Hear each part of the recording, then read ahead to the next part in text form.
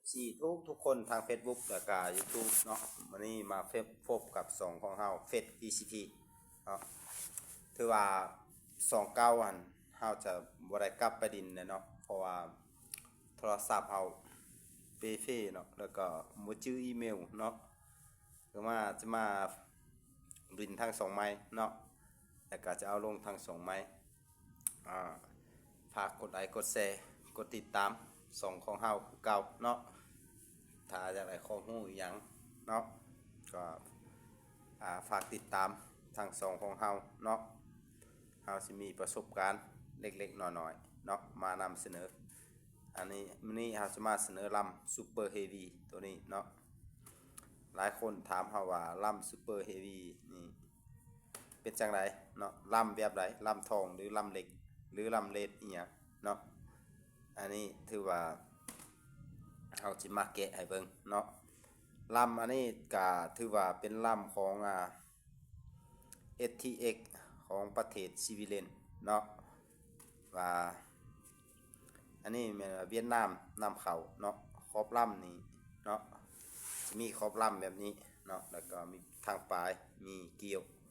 เนาะทางปลายมีเกลียวหันเก็บเสียงตัวคาร์บอนใส่ไหลเนาะก็ถือว่าอันนี้ลำอันนี้ถือว่ายาว50 เซนเนาะเราจะเปิดให้เบิ่งเนาะลำเฮฟบี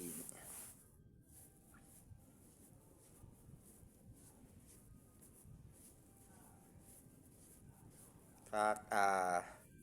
กดติดตามคือเก่าเด้อเนาะนี่53เนาะตัวนี้จะเป็นบูทเนาะอยู่ทางในบูทอันจะมีโอลิง2 เส้นอยู่ทางในเนาะถือว่าทางนี้เขาจะไม้ห้องเนาะไม้ห้อง STX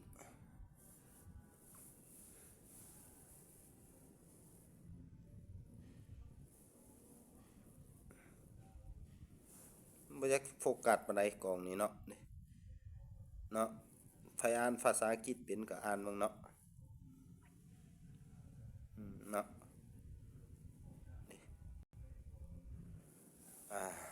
53ตามตัวนี้เนาะ60ก็มีแต่ว่าทางในนี่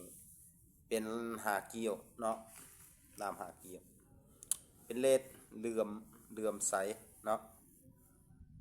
เหลื่อมใสเลดเกี่ยวบางๆเนาะ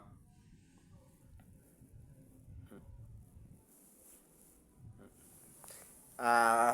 มี FC แล้วก็ท่านผู้ชมหลายคนถามมาว่าลำตัวนี้เนาะยิ่งไล่ลูกอีหยังเลยลำตัวนี้ก็ถือว่าไล่ยิ่งไล่ทุกชนิดลูกเนาะบ่ว่าแต่ลูกสลักลูกหัวโหลมลูกหัวระเบิดอีหยังเนาะทุกรุ่นลูกเนาะเวลายันเฟ่เนาะก็ลำตัวนี้เป็นเหล็กที่ว่าแข็งเนาะเป็นเหล็กแข็งหลายลำตัวนี้กับลำเขาเจ้าใส่ FX Impact เนาะ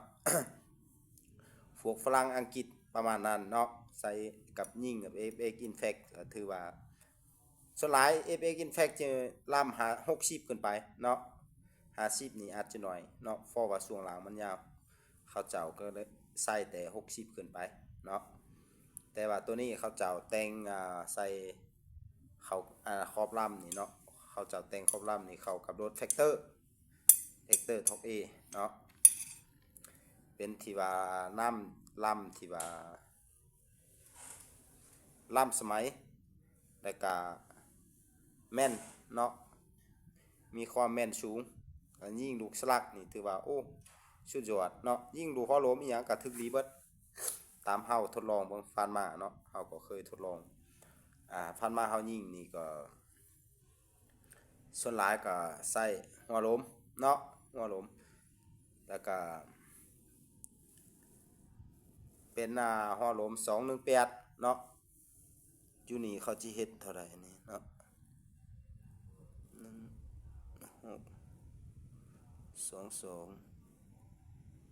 สุดท้ายแม่ใส่ลำลูก218เนาะหรือว่า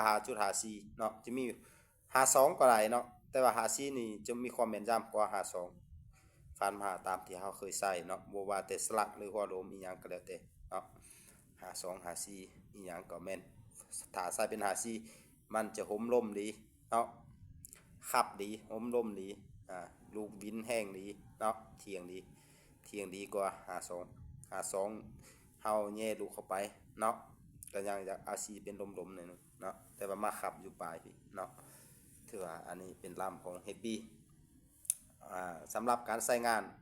ก็ถือว่ามันอนามัยเนาะมันอนามัยลำตัวนี้เนาะถ้ายิงไปเอ็นเตกลุ่มอย่างก็อนามัยเนาะลำนี่ราคาสูงเนาะบ่แม่นลำของประเทศเวียดนามอย่างเนาะถือว่าลำตัวนี้ถือว่าบ่มีบ่เขาเจ้ายังบ่ทันมีตัวก๊อปปี้เนาะเขาเจ้าอาร์ตบ่ทันก๊อปปี้ไหลเนาะลำตัวนี้เนาะก็ถือว่าเรื่องงามเบาน้ำหนักเบาเหมาะสมกับการใช้งานเนาะน้ำหนักเบาที่สุดเลยครบลำนี่ก็เบาเนาะมาเบิ่งลำเล็ก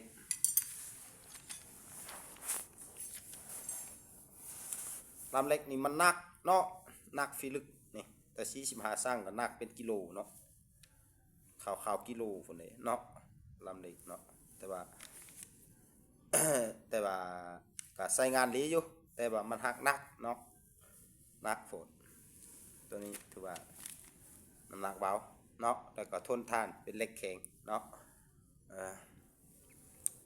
เฮาฮิเกี่ยวจะกินหน่อยๆเนาะกินเกี่ยวหน่อยๆเนาะตัวนี้ใครสนใจก็ทักเข้ามาเนาะลำตัวนี้เป็นลำที่ว่าสร้างยากหลายเนาะถือว่าระยะรับประกันกุม100 เมตรเนาะถ้าว่าเล็กดีลำถ้าว่าเล็กดีสปริงดีอัปเกรดดีก็อาจจะเกินเนาะเกิน100 เมตรก็มีเนาะแต่ก็เป็นเป่าใหญ่เนาะที่ว่า100 เมตรขึ้นไปเนาะถือว่ารับฝนดีที่สุดนะเฮาเคยยิงผ่านมาก็สิ่งที่รับฝนดีที่สุดก็7-80 เมตรลงมาเนาะการนั้นไปก็ถ้ายิงเฟื่อระยะก็อาจจะยิงยากเนาะนะครับฝนดีที่สุดลำตัวนี้เนาะก็ถือว่าค่อนข้างว่าโอเคหลายเนาะน้ำหนักเบาใส่งานสะดวกส่วนขอบลำตัวนี้จะเป็นเลดเนาะบูทนี่ก็เป็นเลดเนาะทางปลายเป็นเล็กเนาะตัวนี้เป็นเล็กตัวนี้เป็นอาลูเนาะตัวนี้ก็เป็นเล็กเลดแข็งหลายเนาะกาซานี่ก็โอ้ยใส่ฟวนให้ท่านผู้ชมเนาะฝากกดไลค์กดแชร์กดติดตามส่องข้าพเจ้าคือเก่าเนาะขอขอบใจหลายๆที่เข้ามาติดตามและรับชมเนาะฝากกดไลค์กดแชร์